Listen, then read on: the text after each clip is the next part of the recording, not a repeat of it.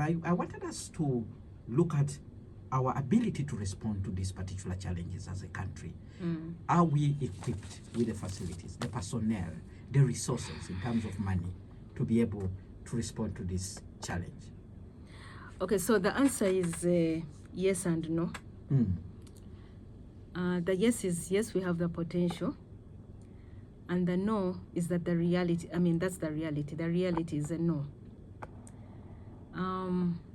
First of all, when we just look at Butabika Hospital, let me just give you this figure, that it's between 0.9% to 1% of the health budget is what is allocated to mental health. And of all this money, 80% of it goes to Butabika. 80% of that 0.9 actually goes to Butabika Hospital. Now, Butabika is telling you that it is full. Reason is that 20% is being shared out to the rest of the country. We have 17 regional referral hospitals, and each of those regional referral hospitals has a mental health unit. So meaning that even if they chose to put any little medicine in that facility, it would be so little that it will not even cover 20 patients in that place. And remember, a regional referral hospital caters for around 10 districts, 10 to 15 districts.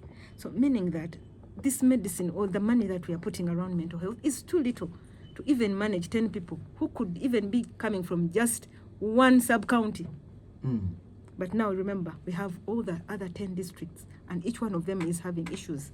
So meaning Butabika is going to be overwhelmed because at least it has a little more. But even that little more that it has cannot manage the rest of the country, cannot manage the whole country. And unfortunately, there's an unfortunate part of things that in Butabika, we are seeing conditions like substance abuse among these young people who are not employed. They are resorting to taking drugs, to keep up with whatever they have to do. Someone takes alcohol, someone takes marijuana, someone takes cocaine. They're even buying the cocaine. I don't know from which monies they have. They don't even have any. So they're stealing and using this money to buy these substances. So then we manage to bring them. There's a unit within Butabika, and that one is full of young people, youth. And when we talk about priorities, who are you going to treat? An elderly person or the young person who is going to be productive? Of course, you have to cater up for this young person to make them a little productive or functional so that they can go out and work. Unfortunately, these people never heal easily. Once someone starts taking substances of abuse, they will never stop. For most of them, they will never stop. Or at least they may never regain their functionality. If they had started being functional and doing some work, they may never get to 100% or even 80%. They'll be operating at 70, 60 for those that manage to get there. But remember, these people continue to be a burden. So what are we saying? Do we have the capacity to manage? The answer is no, in as far as the finances are concerned. When it comes to human resources, the health workers, I would say yes and no. Again, yes, we have trained healthcare workers at all levels of care, primary healthcare level, to be able to manage people with mental illnesses. Unfortunately, when it gets there, when we get to the reality, most of these people would fear someone with a mental illness. They'll say, that one is a Butabika case, you take to Butabika. And unfortunately, again, most of the districts have not recruited the psychiatric nurses, the psychiatric clinical officers, and the psychiatrists. We don't have psychiatrists in our regional referral hospitals. Most of them are being run by the clinical officers.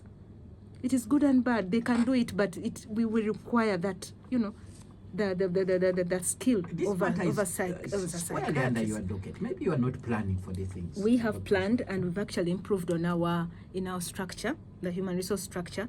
But the districts are telling us that they don't have enough They don't have enough budget. Let me tell you a story. I went to one of the regional referral hospitals, and I was begging the director, please, can't you please put a psychiatrist, given that we're discussing the issues that they were having, given that these are big issues, can't you have a psychiatrist? Said, doctor, I cannot put a psychiatrist when I don't have a pediatrician.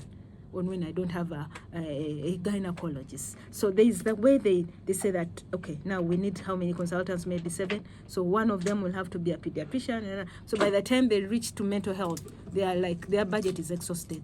Yet we have these people in our country trained. Oh yes, they are trained. Yes, they're there. Actually, So we have about 100. I'm now counting up to 100 people, 100 psychiatrists trained.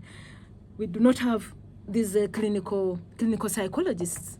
They are trained. I don't know in how many hundreds of them. There are many of them, but they are not recruited in the public service. Reason, budget. We don't have a budget for their salaries. So for the human resource, most of them have been trained, but they are not confident enough to treat people with mental illnesses. And unfortunately, they would have managed if it was mild, moderate. But when it comes to that very severe case where someone is fighting, the severe, for which most of the people actually report to facilities. They report in their severe form. So they cannot be managed at that different levels. And most of the time, they end up in Butabika because that's where most of the psychiatrists are. That's where the psychologists are.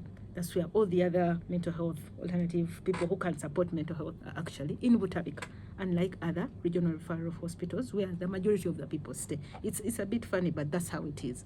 So you ask me, can we manage? The answer is yes and no, because given the way we are structured, the way the funds are flowing down, the way the human resources are, we cannot really manage this given problem. Does this report actually, ask the powers that be to look at this issue? Yes, they do. Very critical. What are some of the recommendations you're making in this report? They do, and we need to functionalize the new structure. We're operating, most of the districts are operating on the old structure, which did not have room for the counselors, for the psychologists, and so on. And even for the regional referrals, they didn't have room they've always had room for the psychiatrists. So we are saying they need to purpose to employ these people, to bring them on board, to recruit these people. I was looking at your statement and it was saying about over 5,000. You have a gap of about 5,000 people. Exactly, and that is what Butabika was saying. We have a gap of 5,000 healthcare workers, mental health specialists, who should be even at the community level. We've been talking about the health work facilities and so on, but there's a community aspect of things, because now international standards do not require people to be admitted because of a mental illness. People should be managed within their homes. If you have a mental health problem, you should be managed in your home, because for most of the time, it is not a biological issue that is causing you the mental illness. There are social determinants, there are social environmental issues, which when they are put together, when they are put right, then someone can get better. So the community, we do not have a community structure. The VHTs are not doing much in as far as mental health is concerned. I'm glad now that CHUs are coming on, those community health extension workers. We are looking up to those ones because we shall be able to train them, perhaps, and then they'll be able to maybe manage people within their communities. And all we're asking for is, can you monitor these people? Can you monitor their medicines? Can you monitor their signs and symptoms? Can you see the social determinants of mental illnesses within those communities? So like we know that once there is war here, or once this family is broken down, then certainly there will be a problem, and then we can mobilize resources to be able to avert any further escalation of any mental health problem. So I think we are not ready, but now that the planning authority has come in, then that means we should, they are calling on us, they're calling on all government sectors, they're calling on all people and even private sector to come in and support, because government alone may not be able to handle everything. Just like we know, mental illness is not a health issue only, it is a multi-sectoral issue as well. Let's now go to the lifeline of this show, and those are the